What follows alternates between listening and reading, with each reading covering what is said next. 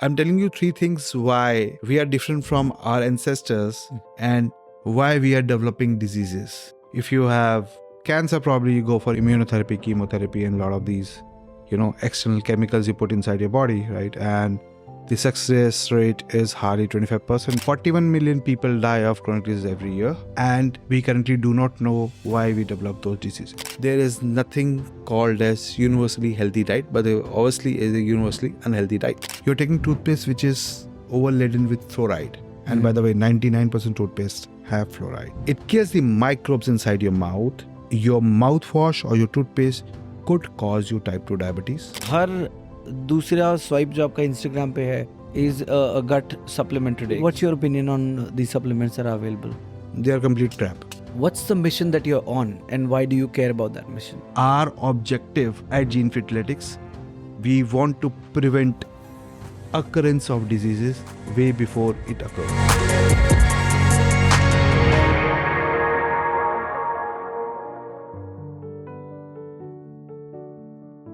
I don't know if you also feel the same, but there seems to be an air of anxiety around health now more than ever. आजकल किसी को कुछ भी हो सकता है. I mean, that's something that we hear time and again, especially on the occasions when we hear the news of someone passing due to a sudden cardiac arrest or a stroke or the deadliest one, like the scariest one, cancer. Young, seemingly healthy folks who are apparently living a healthy life are being diagnosed with diseases never heard of. Like, I feel for the regular folks who are in, regular stressful jobs, who are working long hours and don't have time to work out, and, all their attempts to eat healthy end up in failure more than successes. So I feel for those guys, and it's understandable that they get diagnosed with diseases, and even that's sad. But super fit, like models of fitness, the endurance athletes are being diagnosed with cardiovascular diseases and type 2 diabetes and stuff like that. It's not just scary, but it's also very sad. But then the truth is also that the bulk of these diseases do not develop overnight. They're a compounding of bad habits or wrong actions over a long period of time. And the onset of these diseases begins long before they start screaming for attention. I'm a great believer in testing, which is why I've done 2 episodes with UV Can Foundation on breast cancer and one with Madhur Daga on heart health, both emphasizing on getting tested instead of living in darkness. But are there tests that we can get done long before the onset of the diseases? Like, can I get a test done which will tell me what diseases am I likely to develop over, let's say, next 10 years? Turns out, yes. So there is a startup in Gurgaon called Genefitletics. They collect your sample, not a blood sample, but a biological sample, and they run a bunch of algorithms and they come up with predictions of diseases that can develop over the next 10 years. Super useful, right? Now, I'm interested to know more, which is why I've interviewed Sushant Kumar, who is the founder and CEO of Genefitletics. This is a super insightful conversation that'll blow your mind about how important the microbiome is, like how it is connected to every aspect of our health. And we also discussed in detail not just the impact of the gut microbiome, but the importance of oral microbiome. How big a role both of these play in our health or our sickness. This episode is actually a masterclass in microbiome. Listen carefully, take notes, do your own research, and if you have any questions, feel free to reach out to Sushant directly or leave us some comments and we'll be happy to cover them in a follow-up episode. This is Sushant Kumar and me in the Find Your Ultra podcast, episode 51, Indulge Away. Sushant, welcome to the Find Your Ultra podcast. Thank you, Vin, for having me here. I'm glad we're finally here and doing this. So again, welcome to the show. I'm super excited about this, and not just me, a lot of friends of mine also. Everybody who have told about you and what you do and what the company does, we all want to know more, which is why we're having this conversation. So the reason this is important is in today's times, we are seeing onset of diseases very early in life, right? Earlier it used to be old age is for diseases, right? Now young people in their 30s and even in their 20s and even children are falling sick and having diseases that were unheard of in children. Like my friend's daughter who's 11, I think, she's just been diagnosed with type 1 diabetes. Mhm. And they're sort of at a loss on what to do and what not to. There may not be any solutions to type 1 diabetes as of now, but there may be. I want to learn from you. But there are just so many other things that are concerned with our gut microbiome, our overall health. If we just know and diagnose in time, the conversation around this can be, so much more helpful and be preventative in so many ways, right? Yeah. So, which that's the context of this conversation. Let's begin with something sort of a larger picture. What's the with Genefitletics? What's the in fact not just with Genefitletics, just you as a person. What's the mission that you're on, and why do you care about that mission? I'll just give you a background. So I formally do not come from a biotechnology background, right? And I've worked around 25 years in different sectors, mostly in the areas of corporate finance and strategy. I've been in part of various deals, M&A deals, joint venture deals, have been raised tons of millions of dollars, both in debt and equity for my organizations. And, this was not an obvious choice, right? But what had happened is, my mother had been diabetic for almost 30 years, right? So, and for 30 years, she has been spending over a lakh rupees in a year every year to manage the diabetes, right? Every year Mhm. going to doctor, paying doctor bills, buying metformins, various medicines, going for tests, right? Taking insulins, right? So over a period of last 30 years, she has spent more than 30 lakhs on managing diabetes, but there's no definite outcome in terms of whether you have, your diabetes in remission, or you have regulated your biology, or you have regulated your blood sugar response, right? Um, I lost my uncle to kidney issues. He was a doctor, and he lost his life at as early as 48 years, right? And then recently, before even I started Genefitletics, my father was diagnosed with colon cancer, right? And so when we were talking to a lot of doctors around it, and the oncologists never knew why you develop cancer, and best solution the healthcare system has is, okay, we have this symptom, let me give you a drug or some steroids, some biologics if you have an autoimmune issue, or if you have cancer, probably you go for immunotherapy, chemotherapy, and a lot of these, external chemicals you put inside your body, right? And the success rate is hardly 25%, because we are suppressing. So someone has a tumor, we are suppressing tumor. We are not finding out why we develop tumor, right? And this was the case. If you see, going back on understanding the healthcare, right? The healthcare system was never designed to cure chronic diseases. If we see our grandfathers, great grandfathers, they never had diabetes or cardiovascular disease, right? They would die of infections, Yeah. right? And if you talk to my grandfather and tell him, probably, my mother has type 2 diabetes, he'll say, what is that type 2 diabetes? We don't know that, right? It was a rare phenomenon. And now we have this disease. 100 million plus people are diabetic. More than 13% of Indian population are high risk of cancer. There's no cure for cardiovascular disease. Autism in children is growing, right? The instances of dementia and Parkinson's is going on, right? Yeah. And we have no solutions, right? And whenever we develop a disease, we say, oh, it's bad luck, or we start blaming our genes, Yeah. right? It's not the case. Thing is, if you see, I generally compare this with plague, which happened in 13th century. It wiped off 1/3 of the world population, and the population is in Middle East and a lot of Asian countries, right? People didn't know why they developed plague, and now nobody die of plague, because we know how it is caused and how we can get rid of it. But the same situation we have right now with chronic diseases, right? 41 million people die of chronic disease every year, right? And we currently do not know why we develop those diseases. So when you mention chronic diseases, what all do you include? You include everything which is due to your lifestyle, right? And for instance, obesity, type 2 diabetes, I'm telling you the diseases which are very hard to detect at early stage, right? And I'll also discuss, probably decode why it is so, right? Sure. So obesity, type 2 diabetes, cardiovascular disease, chronic kidney disease, non-alcoholic fatty liver disease, cancer, skin issues, acne, autism, Parkinson's, you name any disease, depression, anxiety, these all are chronic diseases. And these are not genetic. These are due to your wrong choices every day. Would you say these are not, or because some of these are like heart disease can be genetic as well? No, so Like, of course, there is a lifestyle component for sure. so let me decode this. So probably this is why we started Genefitletics is, what if we could understand the changes in our biology Mhm. before and during the disease onset, right? Because what happens is, if I have type 2 diabetes today, Mhm. I started developing 20 years ago because of chronic inflammation, right? Mhm. So there's probably, I will also share what chronic inflammation is and what microbiome is, right? Yeah.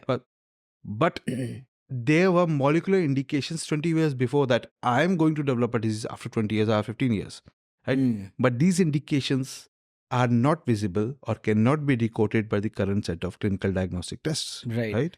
Right. And we wait for 15 years for these pre-disease signals to be converted into post-disease symptoms. Yeah. So you have bloating, constipation, headache, brain fog, you have high blood sugar level, you have chest pain, you have shortness of breath, fatigue, you name any symptom. Yeah. These are outcome of all these diseases. And what we do is, okay, we have these things, something comes up in your blood test, you have, high blood sugar level, you have high cholesterol levels, you have high urea, high creatinine, and probably your doctor will start giving you some medications or tell you, or probably your nutritionist will say you eat this, eat that, right? Yeah. Based on certain population studies, right? Yeah. And we end up managing those diseases, right? So essentially, in this case, it is, people consider it bad luck, right? But it is not bad luck. There's something going on inside your body.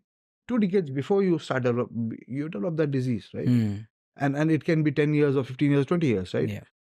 And we don't know that. So our objective was basically to fill in this gap. This information is not available to the healthcare sector right now, right? And how can fill in this gap and empower you as an individual or any doctor, right? Any healthcare practitioner to know what is happening inside the body deep down at cellular level, what your cells are doing, how your body is responding to different, these signals, what your microbiome is doing, how your brain is functioning, blah, blah, blah, right? And you know all these things, then you can devise preventative solutions which can actually help you prevent developing the disease, leave diagnosis. Currently, we do what we ask, oh, I have this symptom, what should I do?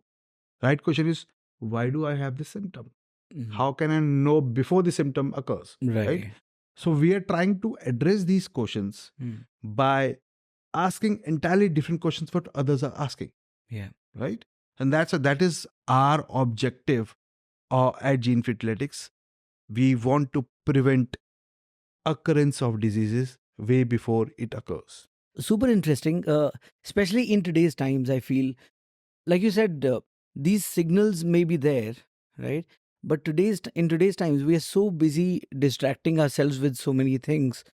Distraction is so easy to find, right? It just takes a second to distract yourself. And we've also found ways to numb our own physiological signs through various substances. Like, for example, coffee. Right? Body is sleep deprived. Body sends you various signals that it needs sleep, and that sends all the hormones for a toss and everything, right? But we find ways to have coffee, not feel that those effects get through the day.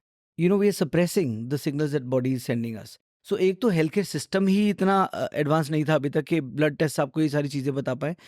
Body signals देती है वो भी हम neglect करना सीख चुके हैं substances के through. So the work that you are doing and the stuff kind of stuff that you talking about holds extremely important relevance in today's times is what I feel. It's super important to know what's going on inside the body, and everyone just knows 104 tests or 134 tests that are given in a package, and that barely tells you anything. But anyway, let's get to know all of this in more detail. Yeah. Tell me about microbiome. So this is a word that's been thrown around a lot recently. There are so many brands that have come up, and they all promise to heal your gut, and gut seems to be the center of everything. But microbiome, from what I've learned, is a much bigger thing. It's not just in your gut, it's pretty much everywhere. Yeah. So let's do a microbiome 101. What is gut microbiome? Why is it important? What affects it? And what we should do about so it? let's start with the evolution of humans, right? This is where we have to understand the entire our physiology, right? So you humans came into being around 300,000 years ago, right? And microbes were there around 7.5 billion years ago, right? So the question arises, who made whom? Does we made microbes or microbes made us, right? And it's really fascinating to learn that, microbes have been around before we came into existence, right? And simply put, we coexist with them. It's a win-win marriage between us and microbes, right? We have decided, okay, we are going to keep you healthy, you are going to keep us healthy, right? And that is a symbiotic relationship what we have with microbes, right? So if you see everywhere inside our body, hair, nose, mouth, nasal, throat, stomach, small intestine, large intestine, skin, scalp, vagina in case of females, everywhere, or even the sexual organs in males have microbes, right? And these hold key to our health because starting from the beginning, right, when a person is about to born, right, the person during the pregnancy, during the process of birth, the baby passes through the birth canal, right? I'm assuming it's a normal delivery, not a cesarean delivery, right? And when it passes through the birth canal, we think baby is sterile. It is not, right? During this process, the baby absorbs a lot of microbes of the mother, right? Both from gut and vagina, right?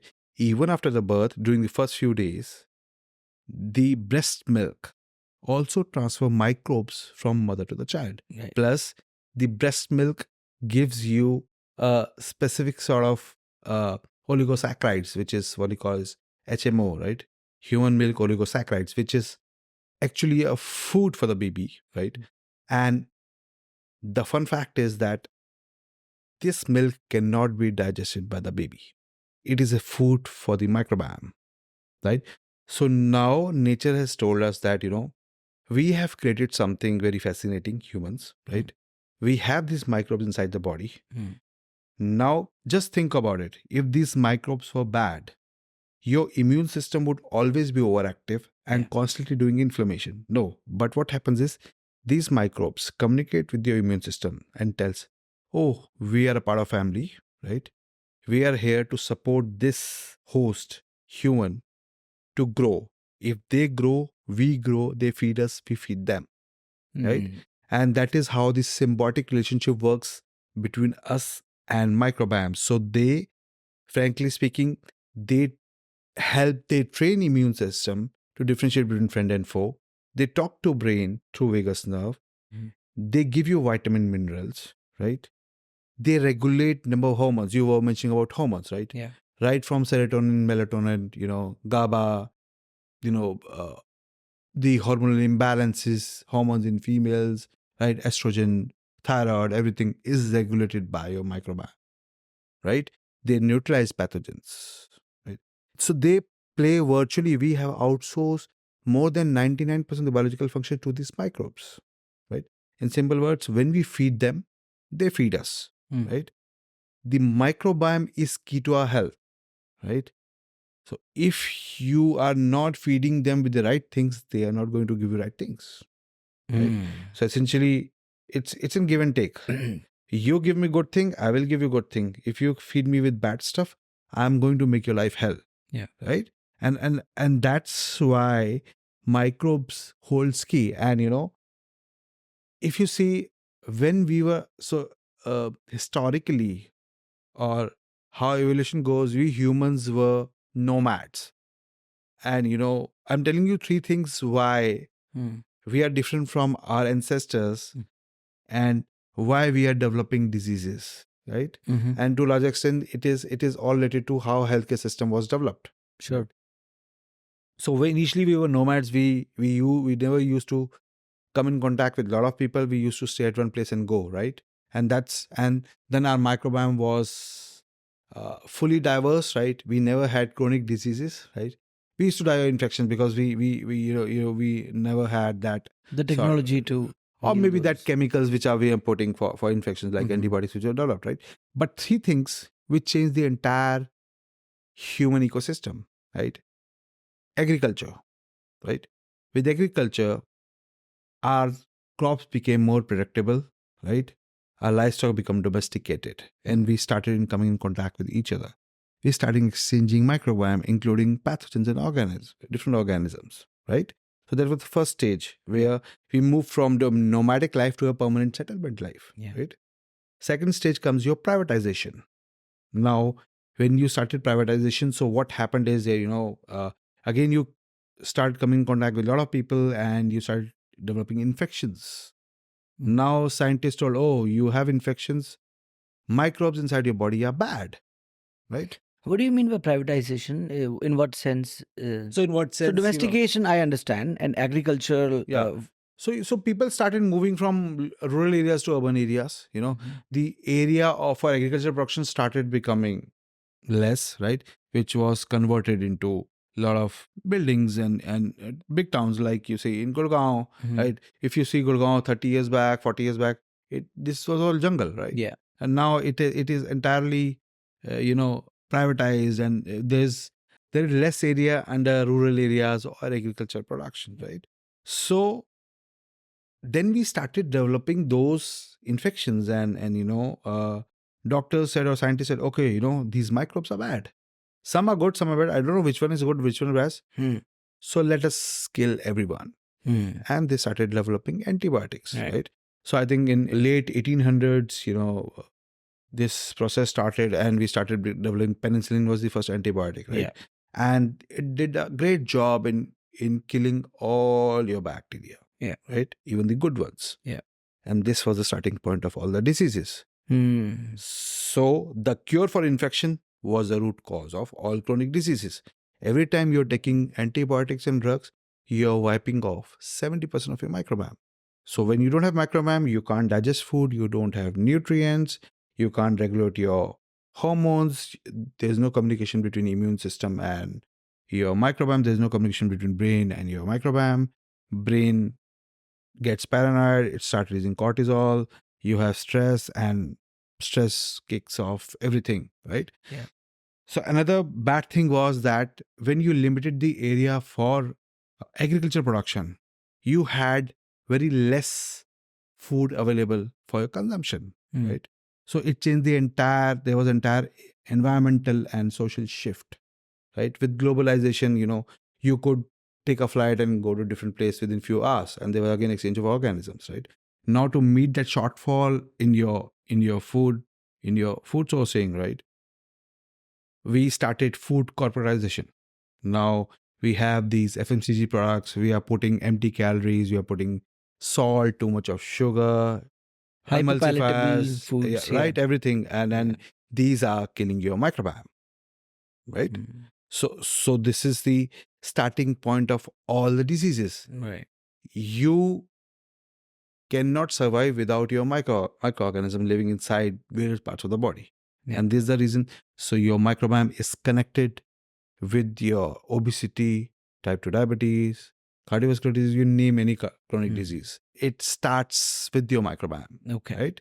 So if you can't take care of these bugs living inside your body, they're not going to take care of you. Right?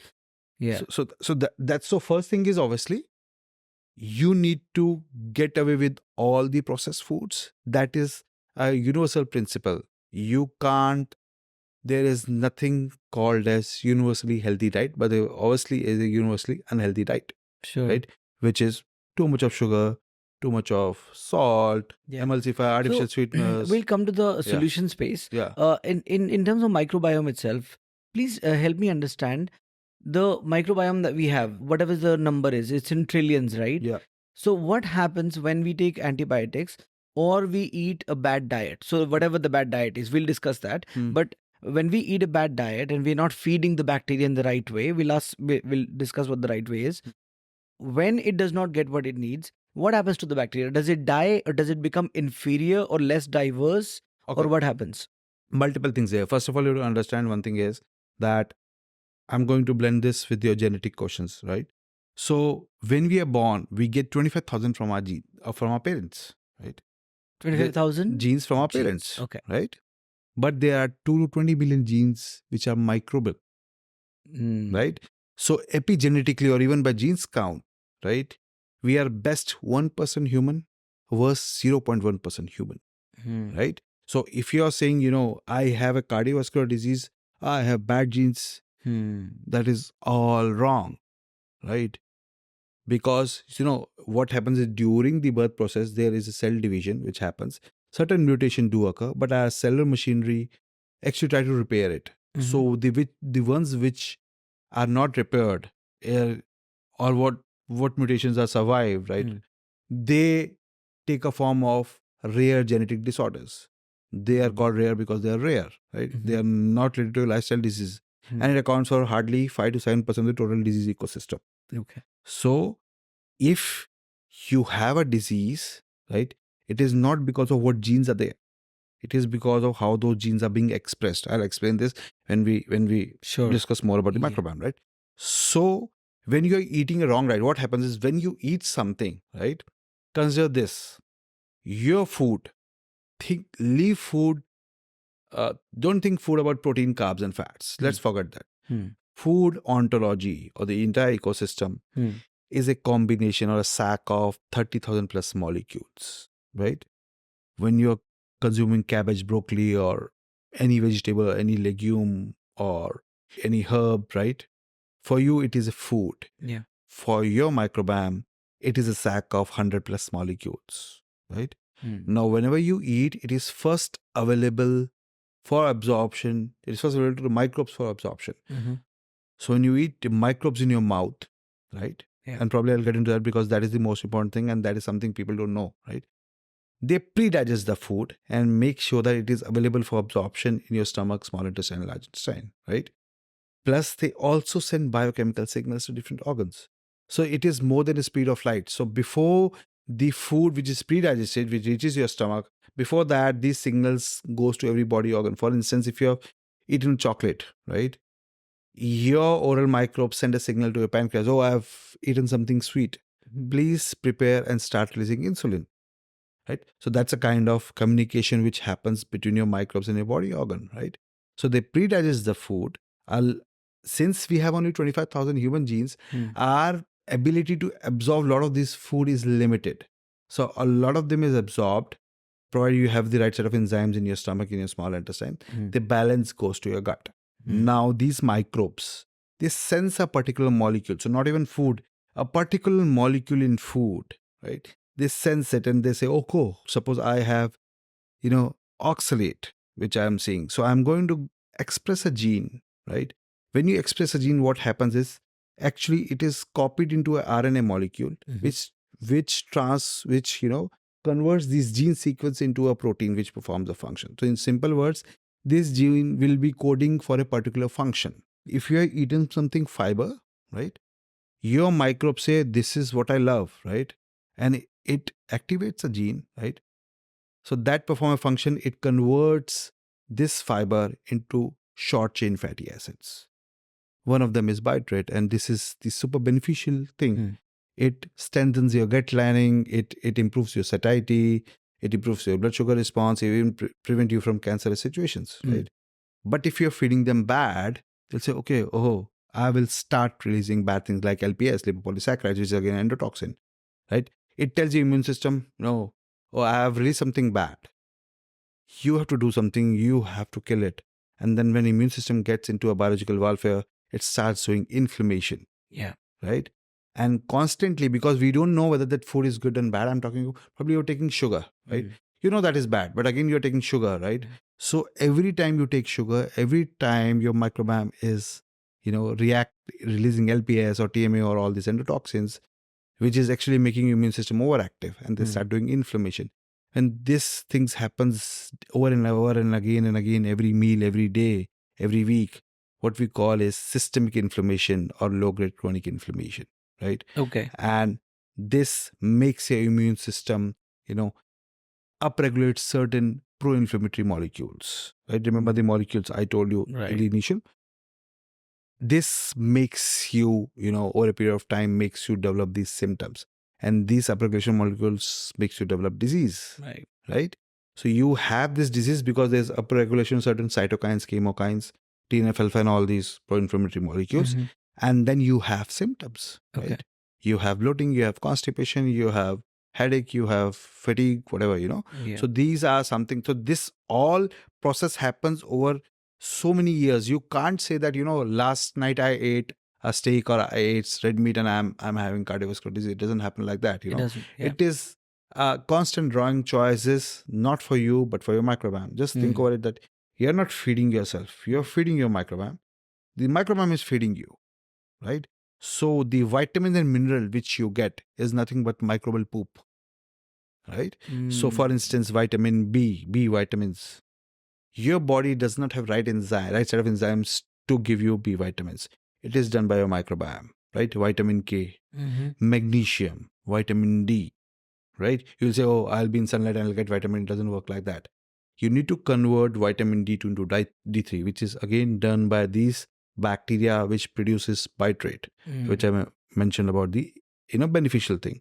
So what you really need to understand is not only which bacteria is there inside your gut or inside your mouth, but which genes they are expressing, what functions they are performing, what byproducts they are producing, what chemicals they are producing, which is having a signaling effect to immune system, to your brain, everywhere, right? That is important to understand how your microbiome interacts with the food you eat, the molecule in the food you eat, right? In simple words, your gut microbiome, right? Yeah. It is the largest colonization of the bacteria, of the microbes, the fungi, everything inside your body, right? And consider this as a chemical factory, right? So microbiome is consists of not just bacteria, it's Fungi, viruses, protozoa, everything, Yeah. So bacteria accounts for 90% of the microbiota, Okay. right? So the microbiome is obviously the entire set of genes being expressed. What genes? Every microbe would have different set of genes. So consider this, 30,000 molecules in your food, right? There are 48 trillion microbes. There are 20 million genes. Every microbe performing upwards of 3,000 plus chemical reactions. So the huge data points, right? Which can be churned to understand your biology, right? Which has not been done till now, right? So essentially, these are things happening inside your body before anything enters your bloodstream. So these are happening at a molecular, at a cellular level. Okay. So to sum this up, sum the microbiome up, if we could just, 4 or 5 major things that microbiome does, what would those be? So it does. So let me tell you in a very simple words for everyone who was listening here, right? We have microbes in our mouth. We have microbes in the gut. The gut microbiome is the most diverse, or the oral microbiome is the most dense, right? So the food which you're eating. What does dense mean there? Dense, so diverse, I understand. So diverse is different species of bacteria. Okay. Dense means that there are different strains of one single species, right? So there are around 700 different species inside your mouth, more than 1,000 inside your gut, right? Your oral microbiome has around 100 billion microbes. Your gut microbiome is around 38 trillion microbes, right? So there are different microbes, every species have different strains. Every strains would express different genes, right? So essentially, these two are the heavier lot of the microbes living on inside our body. And for anyone to understand that, first thing, whatever you're eating, you are feeding your microbiome. You're not feeding anyone else. You're not feeding your heart. You're not feeding your brain or your gut. You're feeding your microbiome. What is getting into your brain or gut or heart is the byproduct of the interaction between these foods and your microbiome. So just to cover up the things that microbiome does, it also sends signals and releases enzymes. Yeah. So when I talk of genes expression, right? When you express a gene, they activate certain enzymes. These enzymes actually activate certain functions. What we call is protein inside the body, right? So it is, you are eating something, right? Your microbiome is sensing it, expressing a gene which is activating certain enzymes, which is doing some function. Which that function can be good or bad depending upon what you're feeding your microbiome with and which microbes are there, who are active, what they're doing, what they're producing. It is about function. Simple words, right? I may be CEO in my office. I may be a cook at my home. So depending upon what environment I'm living, right, the microbiome would be doing good thing and bad thing. Okay. Same microbe in your body may be giving you good thing. Same microbe in my body would be giving bad thing, right? So for everyone, like you mentioned about the microbiome companies coming in India and focusing on the microbiome sequencing, right? Yeah. If What is sequence? I'm not sure about sequencing sequencing. means, so in simple words, I will get to know the entire species or ecosystem of bacteria living inside my body. So we are Okay. sequencing it. We are Okay. collecting that data, right? Collecting the molecular data inside the body, right? So the same bacteria, right? Here, what we need to focus is just in simple words, consider your gut as a chemical factory, Mm-hmm. right? These microbes are the workers working in that chemical factory. Yeah. So these foods are a set of molecules, set of chemicals. And when these chemicals hit your intestine, right? So there are maybe 2,000 plus chemicals hitting, and there are more than 80,000 plus functions performed by these soldiers or these workers. They convert this chemical into something else, right? In that factory, which is released outside the factory, right? Which goes to your bloodstream, which changes your physiology, which tells your immune system to be overactive or calm down. Nothing has to be done, right? So, in simple words, you are feeding your microbiome. They are giving you vitamin, mineral, short chain fatty acid, antioxidants, which is keeping you healthy. If you are feeding them wrong things, right? And I don't mean wrong things only that. So please tell us some of the foods that we might consider to be healthy, and may not be good for us. Okay, so if you recall, I told about, every food has 100 or thousands of molecules, right? Similarly, let's take example of spinach or almonds, right? The spinach has a lot of vitamin D, vitamin B12, iron, right? And that's why we say green vegetables. It is really healthy, but it also have oxalate. So if you don't have right set of microbes active, expressing right set of genes, right, they could not neutralize oxalate if you don't have those bacteria active. So the oxalate will enter your bloodstream. Over a period of time, it will create a situation of kidney stones, even chronic kidney disease, right? And there are instances that spinach could also make you develop type 2 diabetes. Right? So what is oxalate and why is it harmful So for us? it's one of those chemicals, which comes with the food, right? Because plant, most of the drugs are also made from the plant, right? So the plant has bad things, it has viruses, it has these chemicals. Now this is something which impacts your kidneys, right? It is an anti-nutrient which your body doesn't need, and your microbiome has a great way of pushing all things out of your body, right? But if you don't have those microbes active, because your physiology may be very different from mine, right? So you may not have that, and nobody can tell you that, right? Until unless you start developing kidney stones, and then your doctor will tell you, okay, stop eating this and that, or start taking this medicine, right? This is one example. Similarly, when we talk of glucosinates, which is again an antioxidant, which is found in various vegetables such as broccoli, right, cabbage, right? So if you don't have microbes, so these glucosinates are very high in sulfite, right?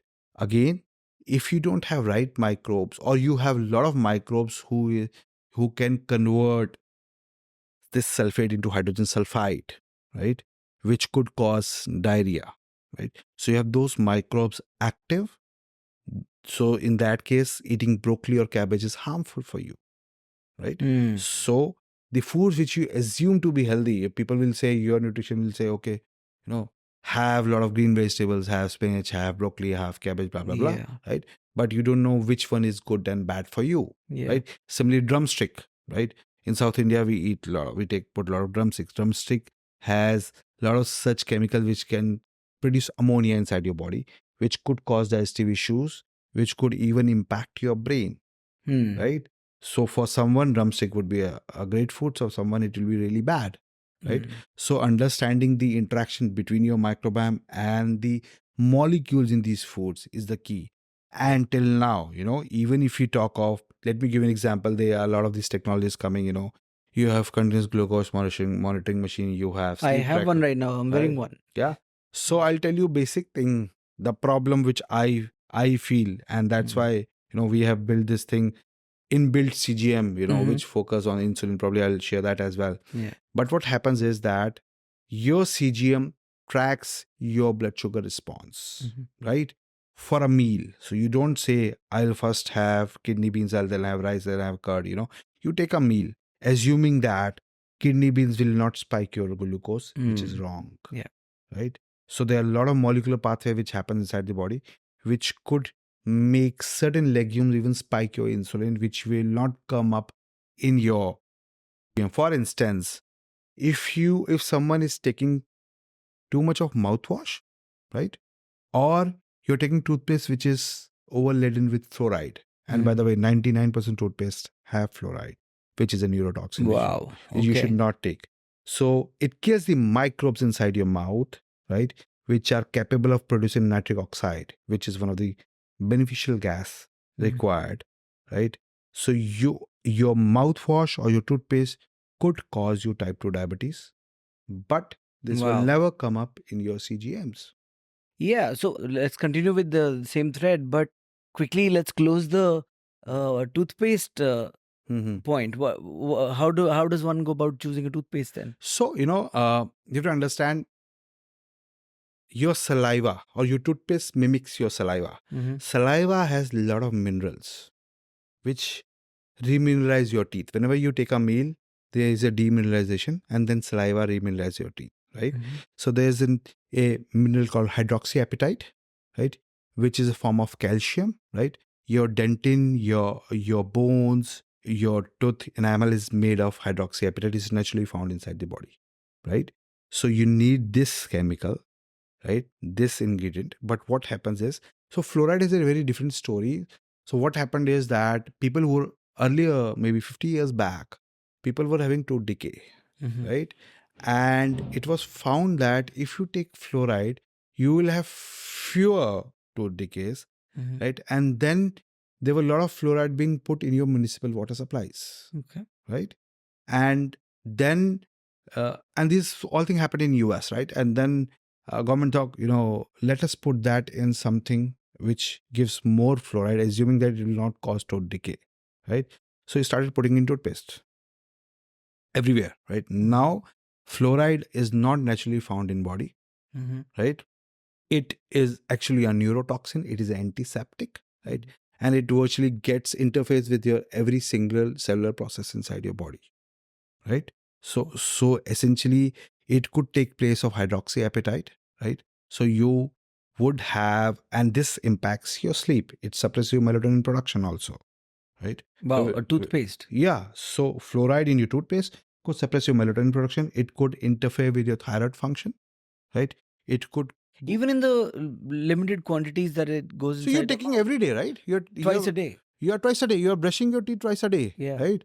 So 14 times a week, you're taking this, right? But you're not like ingesting it. It's just, but it is mixing in your saliva. So, but the microbiome. So comes in contact. let me explain you this. So what happens is in your mouth, right? There are a lot of these bacterias.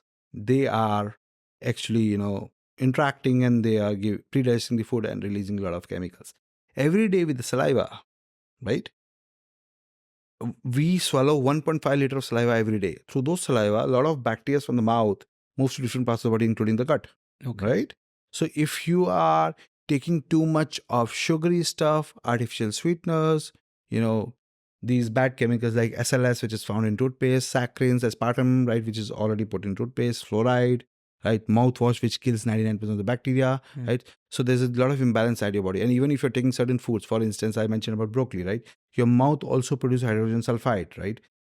So this is one of the reasons for bad breath, right? If you have bad breath, you don't blame onion or garlic for it, right? Even things such as, tofu or, your broccoli could actually cause you bad breath, which is also initial starting point of head and neck cancer, oral cancer, right? Bad breath is also linked to your chronic kidney disease, right? Yeah. So when these things happen, in simple words, when you're feeding these bacteria, which are commensal, but which given a chance could dominate your ecosystem, right? Could start doing pathogenic activity, right? When you feed your microbe with a lot of bad stuff, right? They starts to overpower the other ones. So whatever nutrients are coming, it will be absorbed by these pathogens and would not go to the good guys, right? Now they will start releasing bad things like what I mentioned about the example of chemical factory, right? They start producing bad chemicals or bad byproducts of bad metabolites, right? They signal the immune system, something is bad, immune system start doing inflammation, right? And when this happens over a period of time, there's a lot of this inflammation going on inside your mouth. Like, just think over it. If there's a wall and someone is just shooting, firing, the wall will break, right?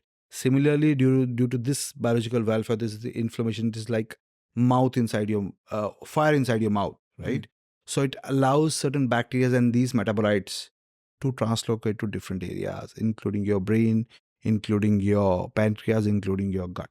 And these bacteria in the mouth and their metabolites released by them could cause various systemic health issues. For example, type 2 diabetes, cardiovascular disease, dementia, erectile dysfunction, So the things happening inside your mouth is linked to everything happening inside your body, which has not been understood till now. We are focusing too much on gut microbiome.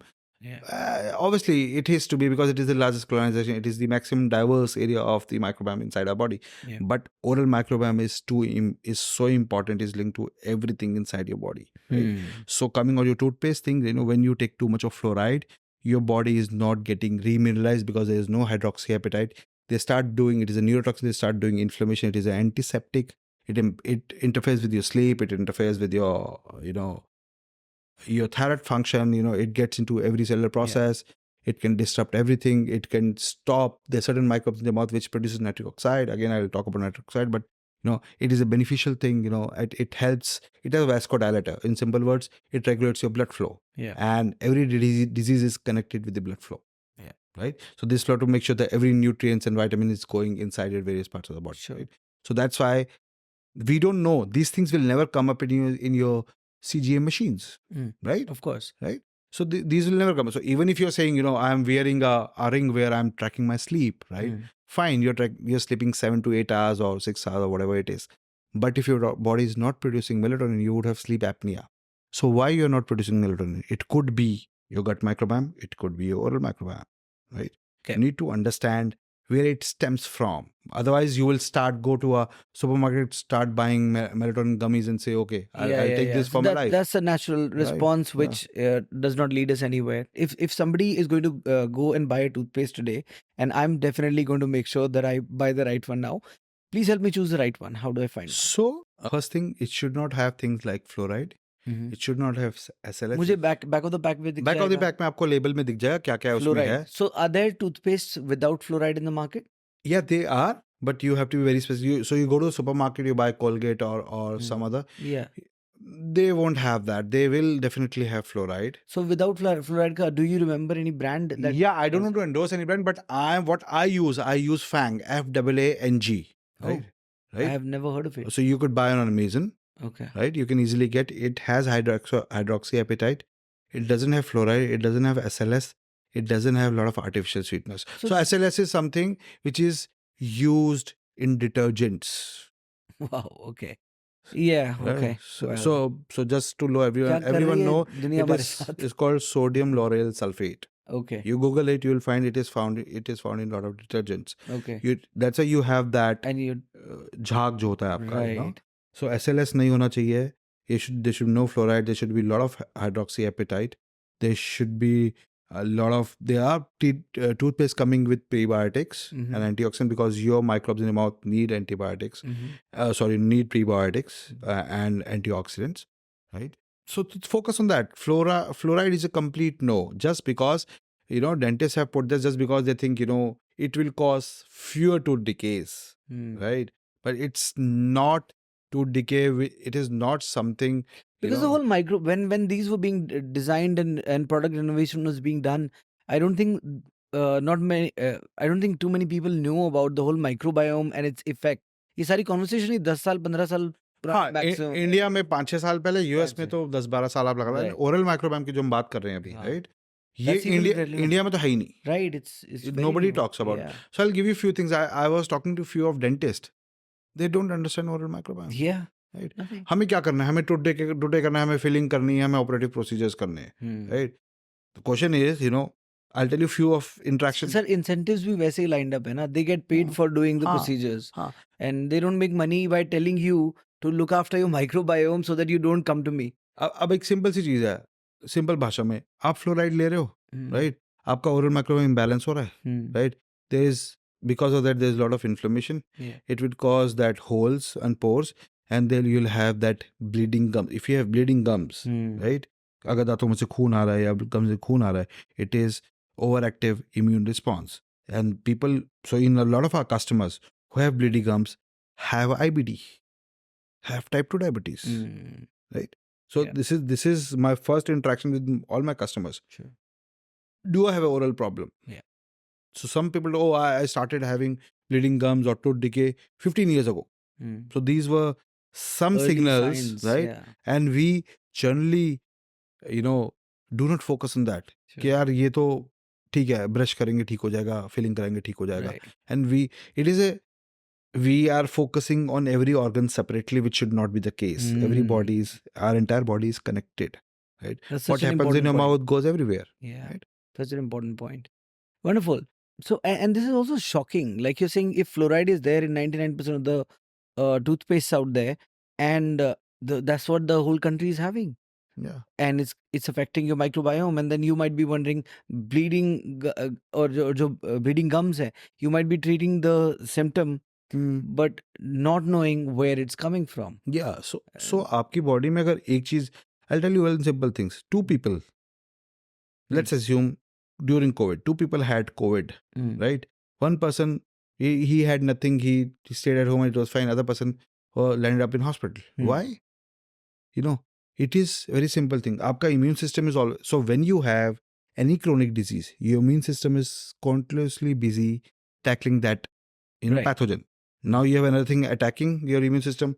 Immune system says, I've done, I can't control it. And that's why you would land up in hospital, right? So one single thing could activate various things inside your body, which could cause a disease. But what you are doing, you are treating symptoms, you are suppressing them, right? Because you're told these disease can only be managed. Let's continue on the thread of COVID. So, जो लोगों के साथ हुआ, some people had to be hospitalized and even went to the ICU and ventilator. Some people were completely unaffected, and this was largely attributed to blood groups.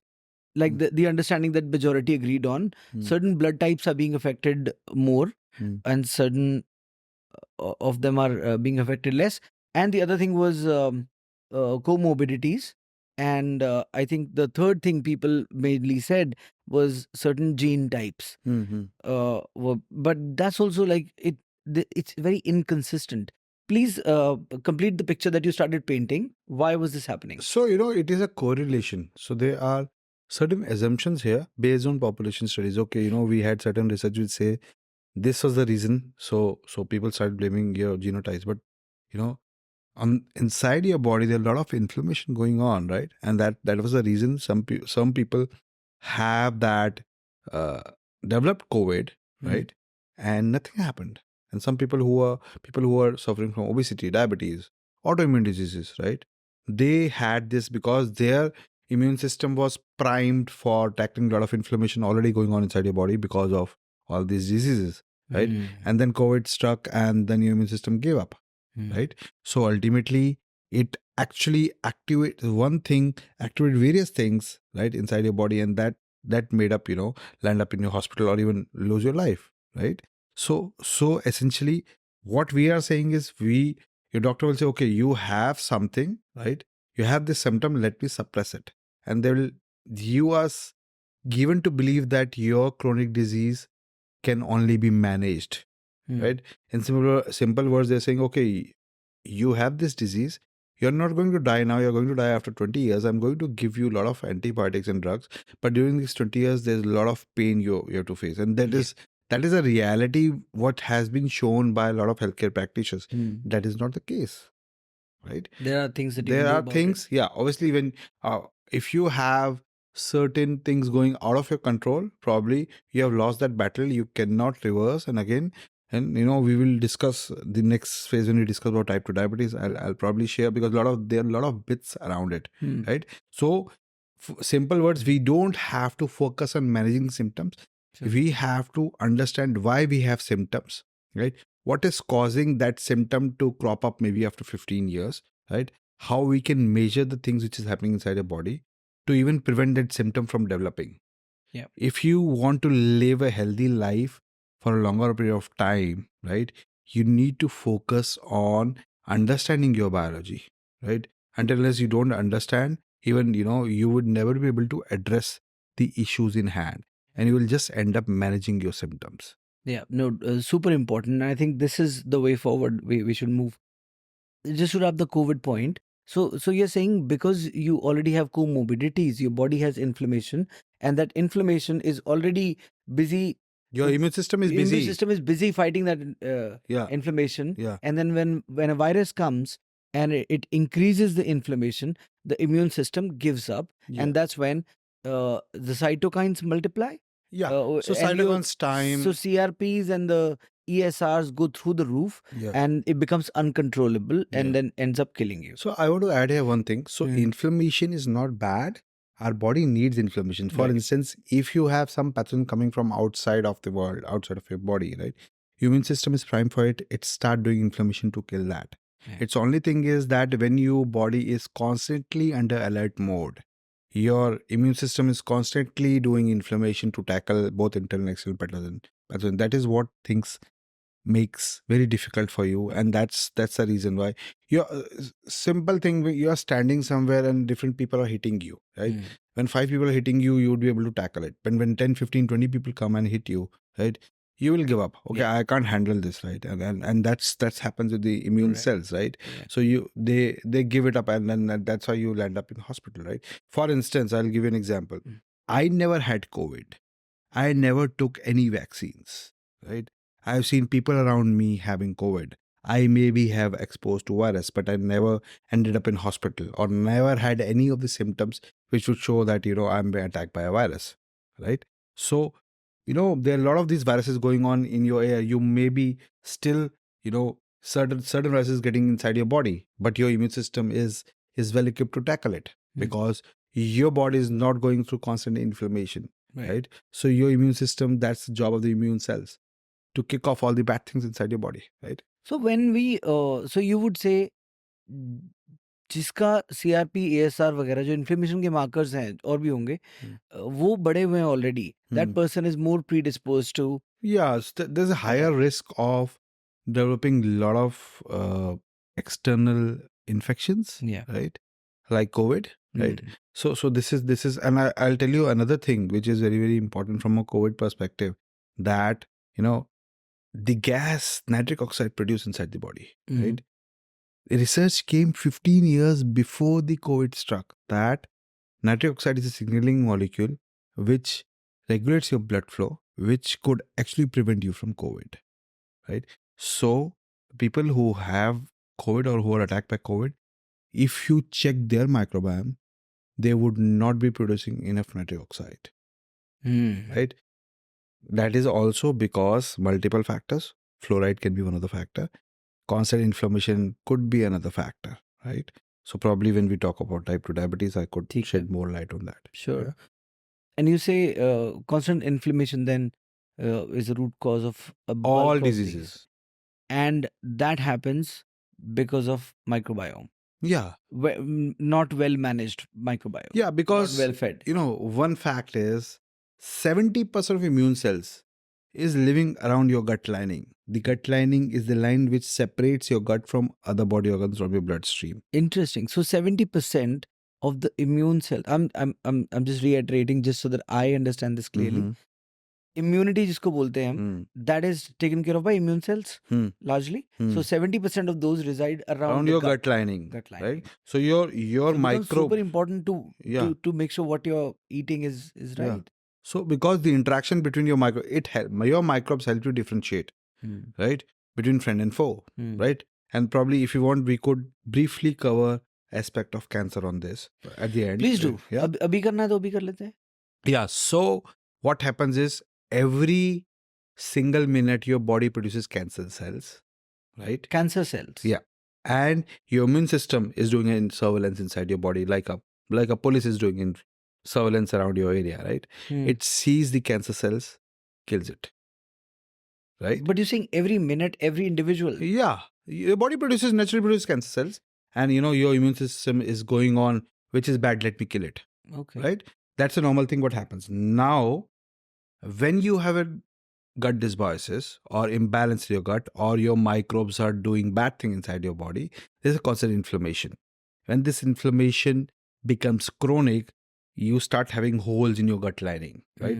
Understand, it's a door, some thief is entering your house, right? So this, through these holes, these bacteria or food particles could move to bloodstream, other body organs. Now they want to live somewhere. If they move out of it, they will start living somewhere else, right? And then when they start living in different body organs, right? Even they start living in the cancer cells. Now, when your immune cell comes, because remember 70% immune cells are around gut lining, so these are friends. Immune cells and your microbiome is friends. So when this particular bacteria start living in cancer cell and immune cells comes, okay, your microbiome say, oh, you don't have to kill this. This is a part of our family, right? Because these tumors or cancer cells would show these microbes on their surface. Why would they do that? Because microbes are going to instruct your immune cells to kill those cancer cells. But other way around, because microbes are living there, they will say it is a part of our family and the immune cell doesn't attack. And that's how cancer cells starts growing and you start developing cancer, right? This is a basic understanding of how, and this came in various, I'll tell you a recent research which tells that, these microbes start living on those cells and they tell, okay, you don't need to worry about it. This is a part of us. Right? That's how you start developing. It is all linked to your microbiome, right? If your microbiome is too much imbalanced, they're producing a lot of harmful stuff. It is doing holes in your gut in your gut lining. It moves outside of your body organ. So simple thing. If you are thrown out of your house by your wife, right? So you need to find a place somewhere else, right? You may live in a hotel or with a friend, right? It's a similar thing. When your microbes get out of your gut, right? They need to stay somewhere. They may start living in a cancer cell. And when they live, they want to stay there, right? So they don't want immune cells to throw them out to kill that cancer cell. And that's why. How did the microbiome get thrown out of the... So when you have a lot of inflammation going on, it means that suppose you're eating something which you don't know is bad, your microbes are constantly producing pro-inflammatory byproducts, which is causing inflammation, which is causing pores in your gut lining. It's a very thin lining, right? It allows good thing to pass. In its normal situation, it allows good thing to pass, but not the bad thing. But when there's pores and holes, your security lapse है. हाँ, simple चीज़ है. Whole हो गया, उस छेद से हर कोई जा रहा है, and then they start living on the cancer cells, and then the entire this interaction happens, and that's why you develop, right? So this is the basics when you talk of chemotherapy, immunotherapy, right? Why you need? Because there are a lot of this tumor growing. You are suppressing the tumor. You are not addressing the root cause. Your doctor will not tell you, that it will not come again. Because ultimately, if your gut microbiome is imbalanced or oral microbiome is imbalanced, it will again show up, right? So this is a bigger problem in hand, right? And that's why the success rate of the cancer treatments are 125%. And tell me, so then would you say bulk of the cancers are also related to microbiome? Yeah. Would you say that? Yeah. For instance, microbes in your mouth can cause colon cancer down there. Wow. Yeah. I mentioned about saliva. Your microbes move from via saliva to your gut. Okay. If the oral microbiome is imbalanced, there's a lot of these harmful bacteria. Sure. They could start doing inflammation there. So it can cause IBD. It could cause colon cancer. Okay. I generally ask people, right? If you have an IBD, right? Do you have bleeding gums? Do you have tooth decay? Right? You have gingivitis? You have periodontal disease? If you have, it stems from your mouth, not your gut. What IBD? Irritable bowel syndrome. IBS. Yeah, IBS, IBD. Yeah. Okay. Huh? So I think I don't need any more convincing on why the microbiome is the most important thing that we all need to look after. Please tell us, if you're somebody who's not looked after their nutrition and exercise or any of the healthy habits and never even thought about the microbiome or what we're feeding it, and our food choices are all over the place. Let's say we've damaged the gut lining, right? Is it possible to reverse that damage? And if yes, how? And how to also build a healthy gut microbiome there? So you have to understand that everything is linked to nutrition, right? And nutrition is medicine. So nature has already put medicine already in the food we eat. right? So when you're talking of the lot of inflammatory pathways being activated, a lot of inflammation going on, your gut microbiome is imbalanced, your oral microbiome is imbalanced, right? Taking drugs would further amplify that impact, right? So how you have to do is you have to see two things. Inflammation is, it's like a thin balance. You have pro-inflammatory activities, you have anti-inflammatory activities. So by adopting a nutrition which would suppress the pro-inflammatory activities and stimulate the production of anti-inflammatory activities, right? So the things which are going to give you good vitamins, minerals, prebiotics, antioxidants, polyphenols, right? Short chain fatty acids, which is going to stimulate a lot of beneficial microbial functions, and things, bad things such as, hydrogen sulfide, methane, endotoxins, right? A lot of endotoxins, a lot of, in simple words, toxins produced by the gut microbiome. Okay. You have to suppress their production. So it's like doing that balance of inflammation, because our body needs inflammation, not that too much of inflammation, right? We can't survive without an inflammation, right? So Good. There is good inflammation. So like exercise is causes inflammation as well. yeah, right? so It's temporary and it goes up and it comes down. yeah, so again, you have to counter your inflammation with personalizing nutrition as medicine, right? And that is where the role of microbiome comes in. If you understand the functions of the microbiome, what specific metabolites or toxins they are producing, what specific beneficial compounds they're producing, secreting in your bloodstream, right? If you can understand then what is their level, high or low, and you can marry your nutrition with them, you could actually balance your microbiome. Okay. Right? And for that, you need to understand the function of the microbiome, not which microbe is there. So that is important. For instance, if you have a particular microbe in your mouth, which could cause gum disease, 88% of the adults have that microbiome, but it doesn't mean 88% have gum disease. It depends that if that microbe is doing bad thing inside your mouth, right? So this is important to understand. If you balance your microbiome, first thing is you balance your function. Second thing is you improve your diversity. So most of the first ideal interventions, even if you are not sequencing or understanding your microbial function, is have a lot of green vegetables, red color, green color, yellow color, have a lot of fiber, antioxidants, polyphenols, ditch all the packet stuff, because simple thing, anything coming from farm is good, anything coming from factory is bad, right? So anything packaged food, even your wheat you are buying, right? Yeah. So wheat package is bad. Try to buy from a flour mill probably who's producing the wheat. There's no emulsifiers, there's no white wheat. So wheat itself has a lot of fiber, wheat brand, right? But when you buy the stuff in packaged food, they wipe off all the fiber, and what is left is white wheat, what we call as maida Right. in India, right? Right. So essentially, these are the few hacks should be the starting point, but it doesn't mean these would help you regulate your microbiome. Okay. For understanding, if you are suffering from a specific chronic health condition, you need to understand your microbial functions, Okay. right? Yeah. To align your nutrition with them. Sure. Yeah. And what would you say about legumes and stuff like that, pulses and stuff? Do they affect the microbiome? Yeah. So Everything does, right? everything. So whatever you eat, first go to microbes in your mouth. They metabolize. They push the byproduct to small intestine, large intestine. People in large intestine, the bugs in large intestine, synthesize them into some things, and it is not that simple.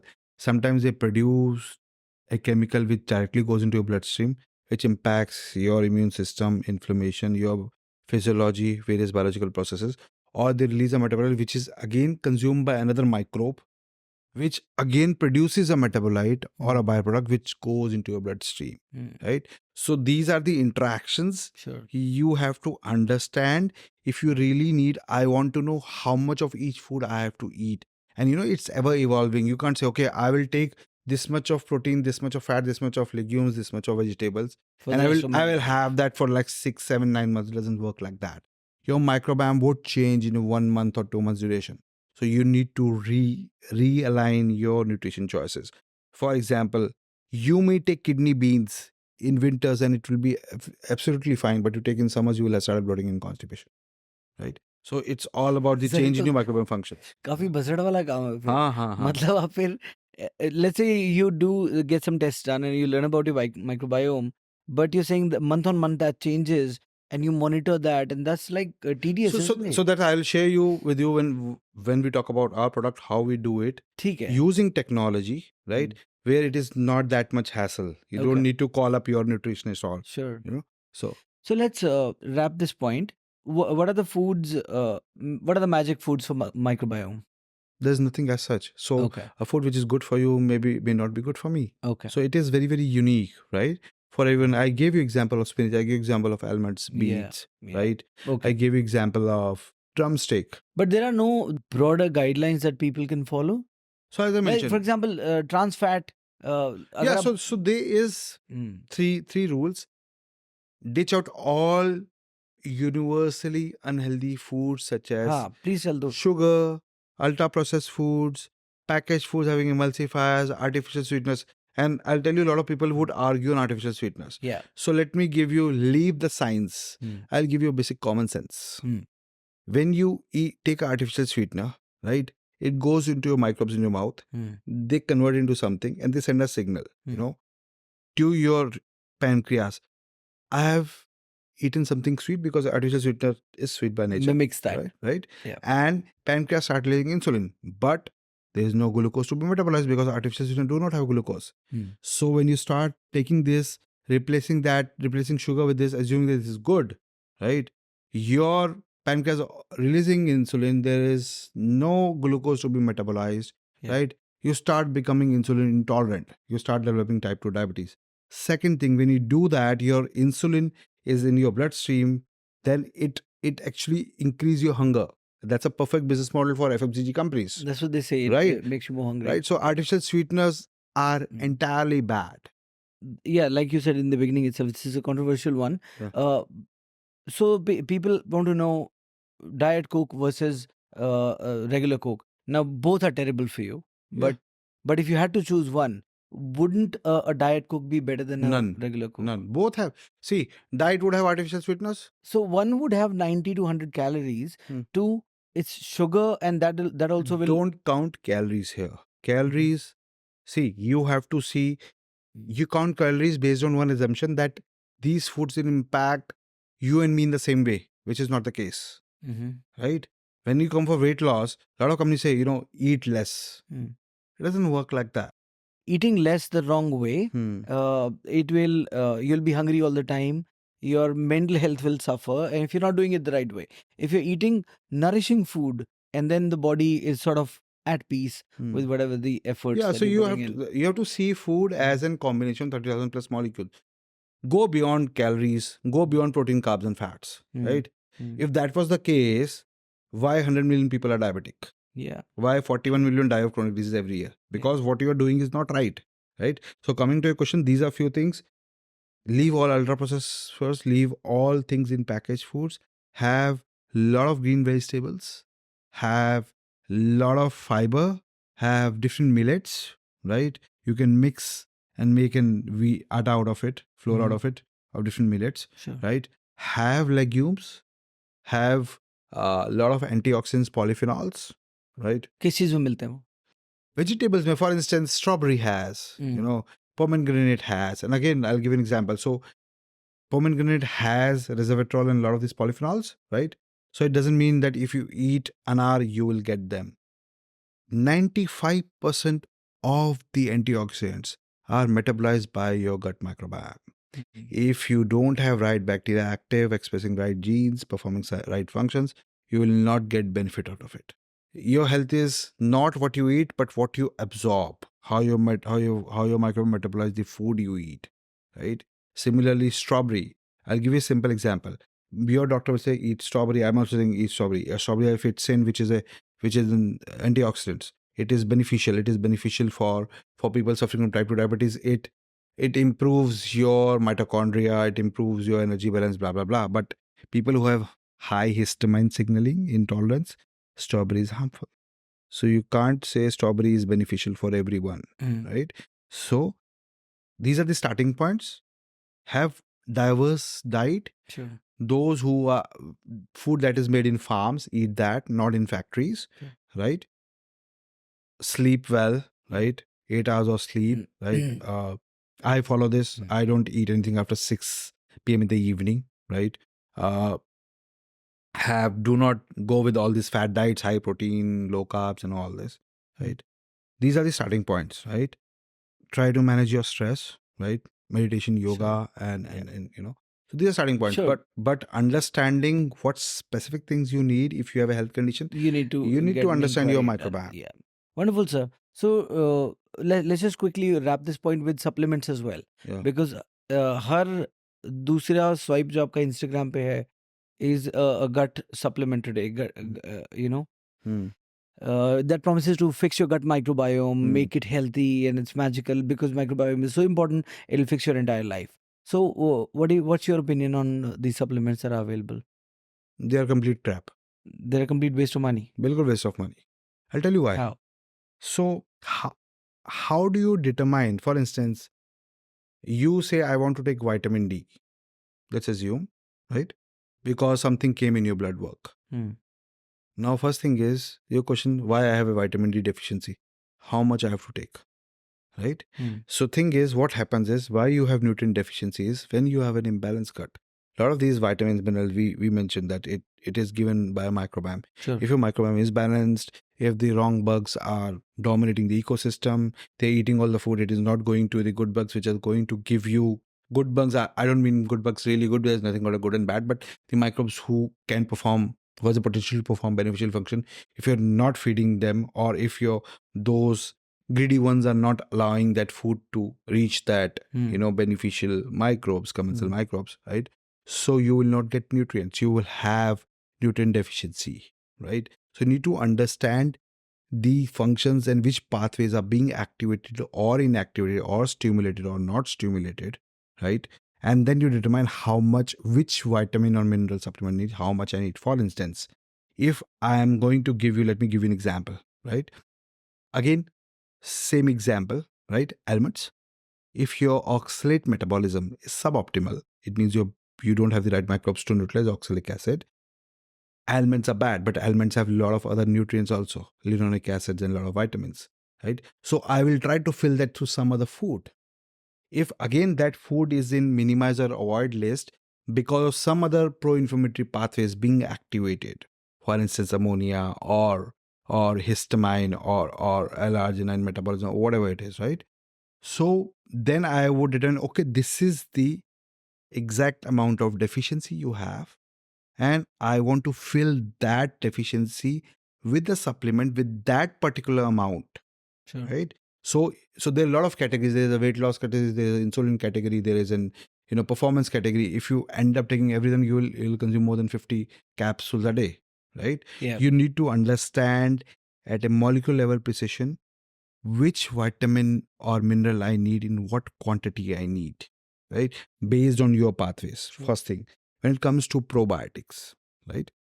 So probiotics are something, you need to, even if you're taking certain probiotic, right? You need to understand your entire gut microbiome functions, because even a single strain of lactobacilli, if you take, and there's a lot of overabundance of that particular strain inside your gut, it is going to create an imbalance. It is not about good and bad bacteria, right? It's about the Same balance. bacteria doing good thing in your body may do bad thing in your body, right?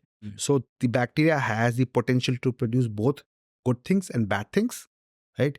Depending upon what exactly you're feeding them with. Yeah. So about just to wrap the probiotic, the supplement point, please. So you're saying bulk of them, because we don't know how much we need, what kind we need, and how much we need, And why we need. it's why precisely why is it? So with everything, actually, the question, I think this is a good approach to this is a good way to approach your entire health. Whatever you need, why do you need it in the first place? Why isn't body producing enough of it? Or what is lacking in your lifestyle that is causing it? So great way to think, sir.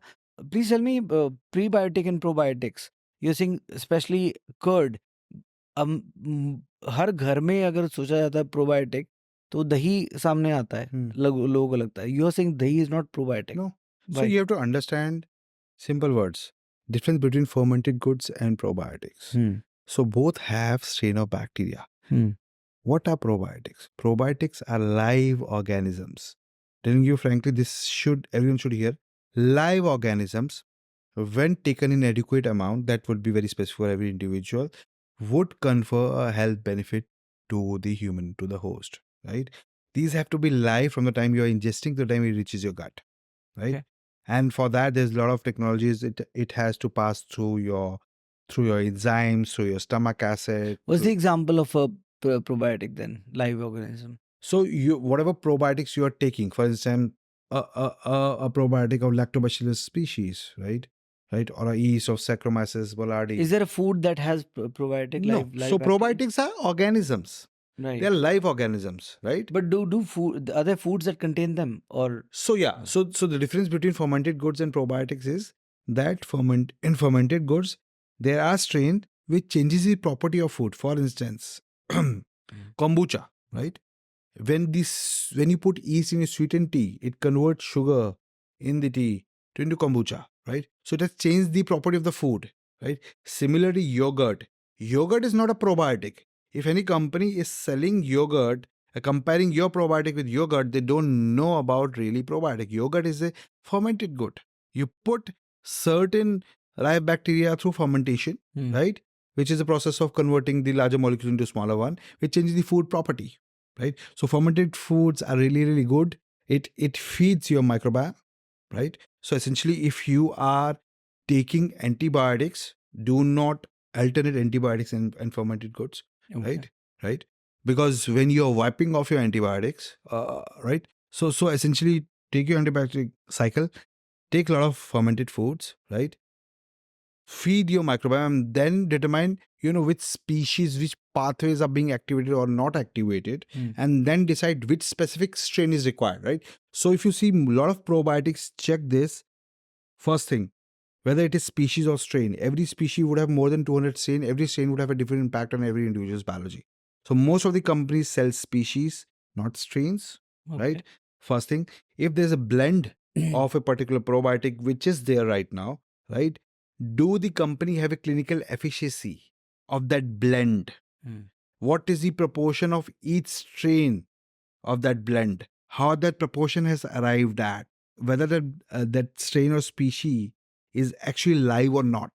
Yeah, it's sort of it creates mistrust as well in the industry, because a lot of these do claim that our particular supplement helps you in the long term. Well, sure, but then is there any study proving that, or any efficacy studies that you have? Yeah. And bulk of them don't. You seem need to have that. patent. So if you have a blend, do you have a patent which claims this?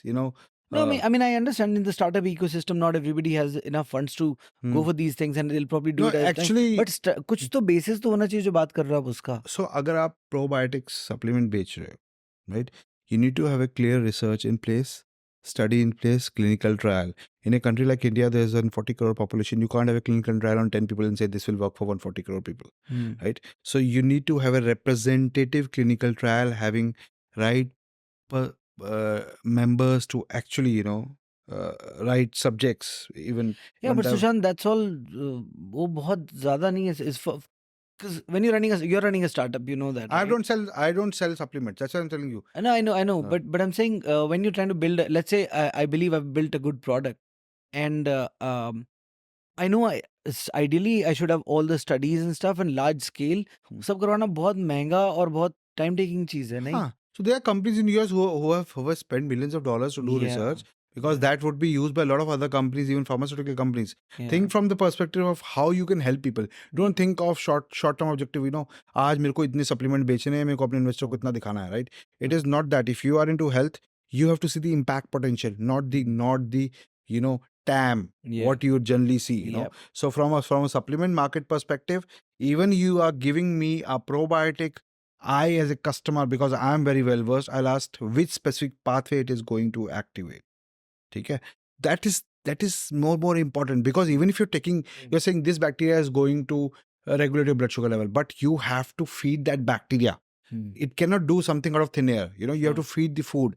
Now who will determine what food you have to give? If you take supplements, Hmm. let's say my diet is deficient in good food that feeds the bacteria, and if I take supplements blindly, what can happen? So vitamin D अगर आपने check नहीं कराया और आप supplement लेना ज्यादा चालू ले करें रहे हो तो तो टॉक्सिसिटी हो इन्फ्लेमेशन जाएगी। इन्फ्लेमेशन होगा। हाँ। प्लस अगर आप इतने सप्लीमेंट ले रहे हो, this supplement is filled with lot of heavy metals, it is going to put pressure on your kidneys and liver. These metals are going to further trigger inflammation. So even the provide the gut supplements, they can also cause inflammation. Yeah, and so when you're taking supplements, so supplements by the name itself is supplementing your diet. Right. So we all approach it in the wrong way. Yeah. Like even अगर protein अगर आप किसी को बोल दोगे कि आपको certain amount चाहिए और आपकी बहुत ही डेफिशिएंट है डाइट में, तो they what they would do is कितने स्कूप लेना है. Nobody would focus on कि कौन से खाने से प्रोटीन मैं बढ़ाना आपको एक है. मजेदार चीज बताता हूँ. I'll tell you one important thing. You think only these foods have protein. Your vegetable have amino acids. You say it has low bioavailability. Who told you this? You know, a lot of these vegetables, they are metabolized by your microbiome, and your amino acids are further metabolized by microbiome into good things or bad things. Right? So essentially, you can't say, I have deficient protein. First thing, who defined that? Based on population studies? Yeah. How do you know which enzymes are there inside my body? Which enzymes are being activated? Whether my microbiome converting these amino acids into bad things, or my protein fermentation level is really, really high. For instance, if I see the protein, if in our customer we see protein fermentation levels, right, of our customers, right? If it is very high, it means that enzymatic activity is inactive, and that's a lot of protein is reaching your gut, right? They convert into ammonia, peptide, precursor, a lot of these things which trigger autoimmune issues, which triggers cardiovascular disease as well, right? You don't believe that because these will never come up in your blood works. Yeah. Even no, you're absolutely right about that. But it's just that there are just too many variables. And when say so, if, to a certain extent, even population studies have a relevance. Like because not everybody has access to all the extensive testing and everything, right? There's no way for people to know unless they can get it tested, which isn't accessible unfortunately to the larger population, and they have to go by the general recommendations, which is and the population studies. that's why you have issues. I'll tell you a recent customer who came to us and he told, I had IBD, I took a lot of probiotics and it had worsened my situation. The thing is, the disease which you developed 20 years ago, you can't fix up in 2 days. Yeah. Or in 3 months, right? Yeah. You can't, there's no quick fix. If someone tell you, okay, this is healthy this food is healthy. Yeah. For whom? For you, your wife, or your dog. Absolutely. Right? So you have to understand for whom it is healthy. How do you know it is healthy for you? Yeah. No, which is totally why the good coaches have an iterative approach. कि जो good ये अच्छा है, ये आप ले लो, पूरी दुनिया पे चलता है. There's nothing like that. You have to have an iterative approach, and you have it. Testing is the best thing. If you can get that done, there's nothing like it. That's our objective. We want to make it accessible. Democratize this, make it accessible to everyone. And as we build more data, the cost is going to go down. Brilliant. Right? It will become a mass product, and we have built a very specific thing which I will share, which will benefit a lot of doctors. So बताइए sir, अभी Genefitletics की बात करते हैं. There are so many other things that I wanted to discuss with you, but we are out of time today. But I'll hopefully come to Himachal and do it at your place, perhaps, when I travel. Let's talk about the mission that you're on, the company that you're building, Genefitletics. It is, so you do testing. आप अभी तक जिनको मैंने बताया है कि मैं किसी से मिलने जा रहा हूँ, उनके साथ पॉडकास्ट करूँगा, they built a company where they do certain tests, very layman language, and those tests will help us take a look into the future और अगले 10 साल में आपको क्या क्या बीमारियां होने के चांसेस हैं, और उसके बेसिस पे आप अभी से क्या चेंजेस ला सकते हो जिससे you'll experience longevity and better health over time. So please help us. What do you do? How do you test it? And how do people benefit from it? I'll put it in very simple language. First of all, it is not a test.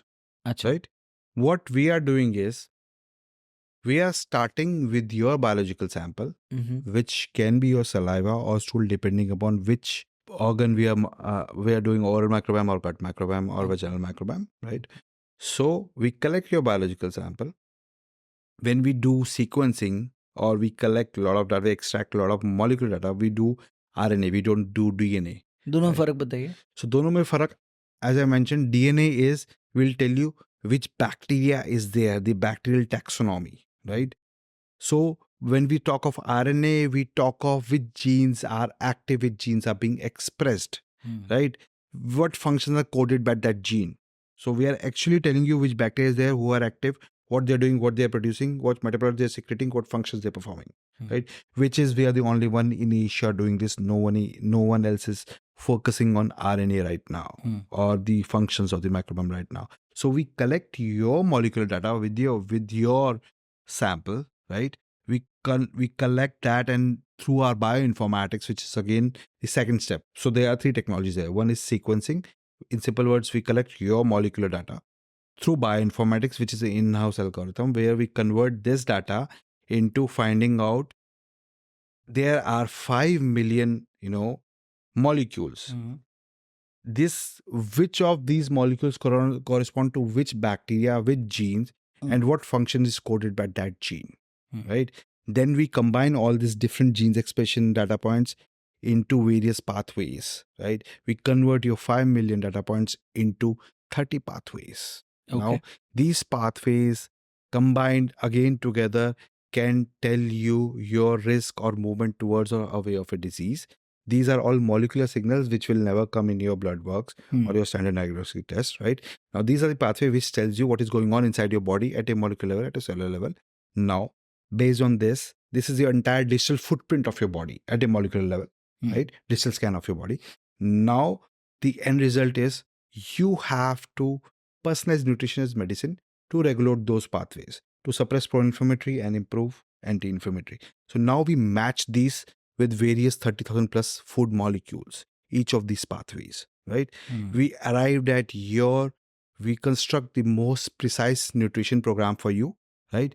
We bifurcate into superfoods, enjoy, moderate, and avoid. We tell you which food you have to take in what quantity, in what frequency, right? Which supplement you need in what quantity, which prebiotic, probiotic you need in what quantity, which antioxidant you need in what quantity, what digestive enzyme you need in what quantity, right? What amino acid you need in what quantity, what adaptogens you need in what quantity, right? Which is very precise for your biology, right?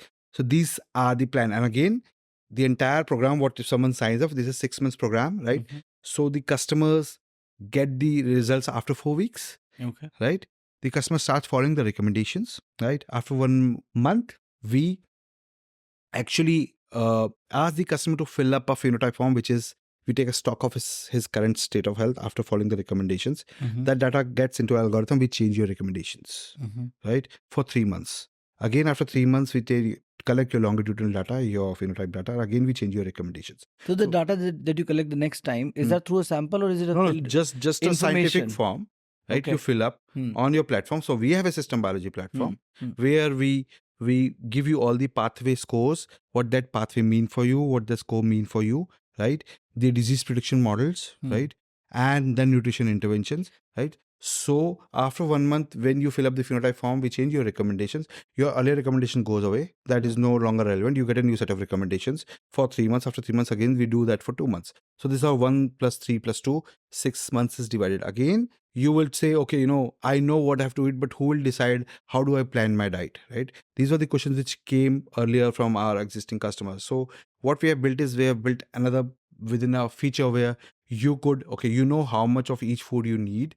Now you could plan every week. You could plan your diet for next 7 days, put on it, and there is a rider on every food. For instance, if I tell broccoli you have to consume 25 grams in a day, you can't exceed 25 grams. So you can download that plan, fill up using our platform, download that plan. It's like a diet chart, and you can place on your kitchen and you can follow it, right? Plus, we have also built clinically validated questionnaires, which are generally used by a lot of research companies. So you can fill up that question at any point in time, and you can check how your recommendations are going along, right? So these are few things which are a differentiating factor. In our case, 6 months you get 3 different set of nutrition recommendations based on your improvement in your health. We give you entire digital footprint of body. We can give you a predictive response for type 2 diabetes, for cardiovascular disease, for autism. Yeah, so I was going to say, what is the exhaustive list of, so 30 pathways आपने identify कर लिए. What are the diseases that can be predicted? Can cancer be predicted? As of now, no. So from a gut microbiome perspective, we are doing three prediction. One is type 2 diabetes, one is cardiovascular disease, one is autism spectrum disorder. Another thing what we are doing, we are actually inbuilt CGM, right? So based on your various pathways in case of type 2 diabetes, we could predict the insulin response to various foods. So we can tell you before you consume whether almond is going to spike your insulin, if yes, how much. What's an inbuilt CGM? So again, see, when you talk of type 2 diabetes, right? Tracking your HbA1c is the last stage of metabolic syndrome, Right. Third stage. Yeah. Your these type 2 diabetes start developing before in 3 stages. First stage is when your insulin spikes, then your glucose spikes, then your HbA1c spikes. So focus has to be on preventing the insulin from spiking at the first place. If you're tracking HbA1c or blood sugar level, you're not going to reverse diabetes. If any company is claiming that, is all bullshit, right? So what you need to focus in CGM also, you track your glucometer, you track your blood glucose level. What we measure is your insulin response. So I can tell you, if you're going to eat spinach or almonds or dates, what is the level of insulin response? It is going to spike too much, medium, less, or no spike. That is included in our recommendations. So 30 pathways plus this prediction model, glycemic response model, which we have built in house, right? Based on 17 biological pathways, right? So you could know if I'm going to eat this food, a particular food, it is going to spike my insulin or not. If it is, how much, right? So you have inbuilt, you don't need to put this because you are tracking your blood glucose level. You are not tracking your insulin. It is not going to help, right? For instance, what happens? Why you have this insulin thing, So when you eat something sweet, your pancreas releasing insulin, right? It binds to insulin receptors, right? Basically on muscle cells, fat cells, and liver cells, right? So there's an insulin cascade which happens on your endothelial cells, right? From there, if your body is producing enough nitric oxide, right, there is a protein which is released. It goes to your cell membranes, binds all the glucose, and clears it from the circulation, from the blood. It goes to cells and perform various functions, right? Okay. So if your body is not producing enough nitric oxide, this function is dysregulated. Then your pancreas gets signaled to release more insulin. You have hyperinsulinemia, hyperglycemia, and type 2 diabetes, right? So if you have high level of glucose inside your bloodstream, it means your nitric oxide production is low, right? So that means what? So nitric oxide एक gas है, आपकी body produces every 30 seconds, it produces and it goes away, right? It regulates your blood flow, it regulates your blood pressure, it helps cellular communication, it helps insulin signaling, right? So if your body is producing one pathway is endothelial cell, आपकी हर blood vessel पे there's an endothelial cell, which there's an enzyme which produces nitric oxide, right? It converts your L-arginine, which is again a semi-essential amino acid, right, into nitric oxide. So you don't need to take too much of L-arginine. That's a different discussion altogether. उस पे जाएंगे तो बहुत technical हो जाएगा, right? But your body has the capability to produce L-arginine through urea cycle, right? But this pathway, the ability of this pathway to produce nitric oxide starts falling every year by 10%. So by the time you're the age of 50, your ability to produce nitric oxide reduces by 50%. Right? But the other pathway, the oral microbiome, it converts nitrate in various green vegetables into nitrite, into nitric oxide. So oral microbiome becomes more important when it comes to your insulin signaling. Right. So if you have enough especially as you age. Yeah. So if you have enough nitric oxide, you're probably, there's a proper insulin signaling going on. The glucose is cleared from the blood circulation, gets into cells, and it goes to every cell, and you have to perform various functions. If there is no nitric oxide, there is no protein GLUT4 being produced, and again, there is no insulin signaling. Your pancreas starts releasing more insulin, and you have the cycle of insulin resistance and type 2 diabetes, right? So we could tell you the insulin response to 317 plus foods which you eat, right? Even herbs. We can even tell you your herbs some herbs could spike your insulin, which you would not know it, right? So you get all this information. What is happening inside my body, right? At a molecular level, what is making me develop a particular disease, and how I can bring my body back into the state of balance. So you said type 2 diabetes, cardiovascular disease, and what was the third one? Autism. Yeah, from the gut microbiome, from the oral microbiome, we can tell you prediction for type 2 diabetes, cardiovascular disease, chronic kidney disease, arthritis, IBD. So even arthritis can be predicted. Yeah. So arthritis is what? You have inflammation on your joints, right? So it can go through oral gut microbiome, both sides, right? Sure. So it goes to your joint and it's like firing on your joints, and then you start having that pain, right? It's linked to microbiome, the byproducts from the microbiome. These are the conditions that affect a large population. Great, sir. What does the cost look like? So for a 6-month subscription, we charge around 35,000 rupees, which covers the entire sequencing, entire recommendation, 3 set of recommendations, your prediction model, your glycemic response, predictive glycemic response to foods, your this the diet planner, and your clinical diet questionnaires, right? So it's entirely data driven. There's no individual, there's no guesswork, there's no anecdotal evidence, there's no belief systems here, right? Plus we are also started one thing. We have made a separate platform for doctors now. All these insights, for instance, it can be accessed by a doctor if you give me a permission to share this thing with your doctor. Okay. Now these insights, which is not available to your doctors because they're still focusing on the diagnostic test, now they get the early signs of you developing a particular disease. Yeah. Now they know why you have this, and they could actually bring more precision, accuracy in their treatment apart from the nutrition which we are giving. So it is going to empower doctors to have more insights about your biology which they never had in the past, right? So this is a one solution where you can get all information to your doctor. You have all information about your body. You get to know what you have to eat, how much you have to eat, what you not have to eat, why you not have to eat, which supplement you need, how much you need, which probiotic you need, how much you need. It is very precise for every individual. Yeah. So it's about so roughly 6,000 rupees a month. Yeah. And it's a 6 months package minimum, right? The people to take. So again, it's a 6 months because you need to track this. You can't say I took a diet and 7 days it should work, right? Yeah. So you need to be patient because it's a holistic approach, a long-term approach of fixing your health.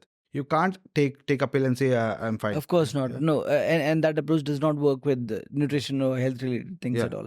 So super interesting. I'm very excited about what you're building, and I'm glad this is coming to India now.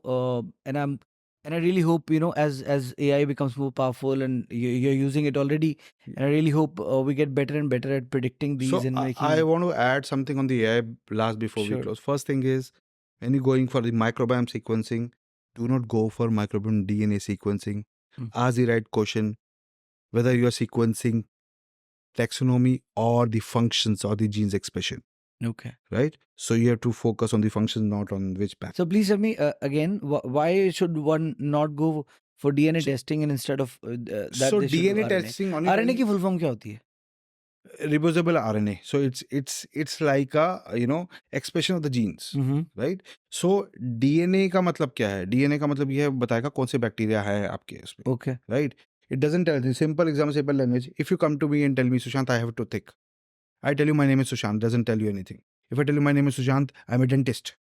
So you know what function I perform, right? Similarly, if I have a bacteria in my mouth or in my gut, right, it doesn't tell me anything which pathway it is activating, what function it is performing. So you need to know. That way it's not that useful. Yeah. So you can easily get that sequencing in 7,000, 8,000 bucks, right? But it is not going to give you any information, right? Second thing, when you talk of data, right, there are a lot of people talking of healthcare data. We have this EHR, electronic health records. We have all this CGM data, and we have all this diagnostic data, blah, blah, blah, right?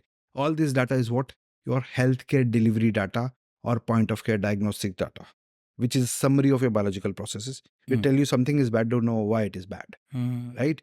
So we have data, somewhere 10 raised to about 24 bytes of data, right? Related to your healthcare delivery.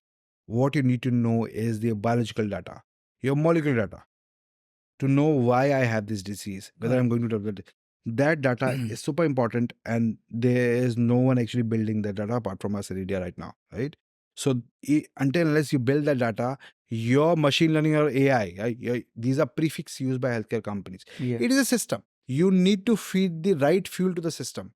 If you don't give the right data sets, it is not going to infer anything. Fair. If you put it, my HbA1c is blah, blah, blah, right? What is going to tell out? It is not going to tell you why I have this. It is because of histamine signaling, it is because of nitric oxide production, because of low bitrate production, or whatever it is, right? It just tell you something is bad. You will take metformin, or you will take some other drugs, or you will start having high protein diets without understanding why you have that. Sure. Right? So this is really, really important to understand. Yeah, totally. So I really hope like this is very promising that companies like you are coming up now, and these things are being made available now. Which like I lived in the UK for 5 years, and the amount of healthcare, not even healthcare, like the basic things that, like for example, VO2 max testing, like athletes need that. यहाँ होता ही नहीं है कहीं पे भी.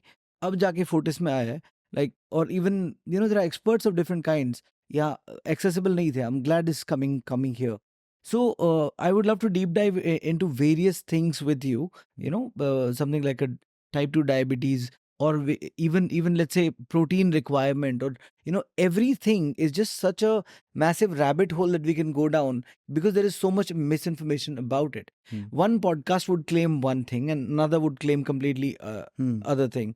Similarly with books, one book and one movie would come out and claim opposite things. So consumer is really confused, right? So I would love to deep dive into this, maybe make the information into bite-size information, chunks that people can understand, comprehend, and use in their daily lives. Yeah. Just to wrap the point about your services, right? Who's the audience then? Who needs this? Or is it everybody?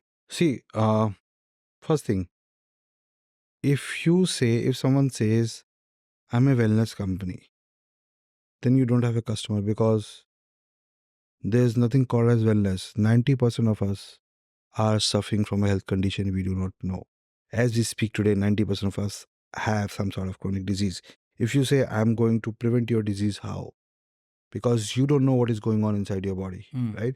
So we have most of the customers who have, they are suffering from numerous health issues. So the two set of customers we are addressing. One is people who are dealing with then existing conditions, chronic conditions for the last 5, 7, 10 years, right? And there's no respite. Other thing is who are entering into a disease phase. We can predict their occurrence, their development of a disease, and we can prevent them from having that disease, or probably, try to regulate their biology so that these things doesn't show up, right? Second thing is, we believe doctors are the key, right? They are the key. Doctors are not at fault. They are giving you intervention based on what knowledge they have, what data points they have. Data point itself is not complete. You just have the diagnostic data. And unless you complete everything what is going on inside your body, if you don't know that data, it is not going to help, right? So essentially, we have these two set of customers. One is super chronic, who have IBD, who have autoimmune disorders, who have type 2 diabetes, HbA1c more than 8, blah, blah, blah. Or people who have a pre-diabetic stage, or have chest pain, or have histamine signaling, a lot of these things, right? Or food intolerance, which is starting point, right? Sure. So even chronic kidney disease, this is the biggest problem. There is no early detection of chronic kidney disease. Most of them end up in dialysis, and when you're in dialysis, you're gone. It's like you have to be dialysis for your whole life, right? What you do, you check your GFR rate, your urea, or your creatinine. It doesn't tell you anything why I have chronic kidney disease. Bad breath in your mouth could cause chronic kidney disease, right? You don't know that, right? And it's a complete link. So if you have chronic kidney disease, you would have obesity, you have cardiovascular disease, you will have type 2 diabetes also. Sure. Right? So it's all linked. So our objective is to measure and detect hard to detect signals, asymptomatic signals, which will never be show up in your blood works, at least in the initial time, so that if you can detect them, you can actually get preventative solutions to prevent the disease from happening. Sure. Right? Rather than waiting for 15 years for symptom to appear and then suppress those symptoms. Yeah. I'm glad brands are making it available. I'm also glad that log bhi jagruk ho rahe hain. People are now more open to getting things tested, because just every other day you're hearing news of this person getting diagnosed with cancer, that person has had a heart attack, and these are close ones, and they hurt you. And then when this happens, when you see this, you're suddenly alarmed and say, bhai check kara lete hain, testing kara lete hain. But what testing to do? You'll do 104 markers of different blood tests. What does it tell? And what does it tell you? Absolutely nothing. Like बहुत ही rare chance होता है कि आपके CBC में कुछ ऐसा flamed up आता है, एंड दोज आर आल्सो, उसको डॉक्टर्स भी पूरी रिपोर्ट को देख के ऐसे स्कैन मारते हैं, it's almost ignored. Anyway, so I'm glad the standards are improving. I'm glad people's awareness is improving, and I only see this going ahead in a much better direction. Thank you for making time, and let's do this again. Thank you.